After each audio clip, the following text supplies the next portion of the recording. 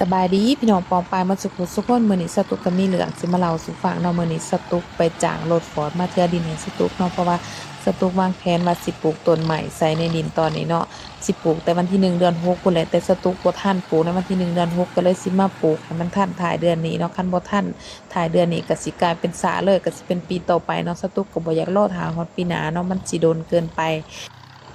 สตุกก็เลยไปจ้างรถฟอร์ดนี่มาเทื่อหญ้าออกให้สตุกเพราะว่าคันสิปลูกเลยก็หญ้ามันบังสตุกก็สิบ่เห็นแล้วบ่เห็นทิศทางในการสิปลูกต้นไม้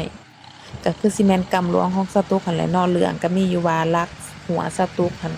ค้อนไป2ลักเนาะลักหนึ่งหั่นค้อนลักหนึ่งหั่นโกนออกเลยเพราะว่ารถเพิ่นมาต่ำเนาะอันนั้นอันที่1อันที่2ก็คือท่อน้ำบาดาลของสตุกที่ว่าสตุกได้เจาะไว้เรียบร้อยใส่ท่อไว้เรียบร้อยปิดฝาไว้เรียบร้อยเกียมพร้อมที่จะนำใส่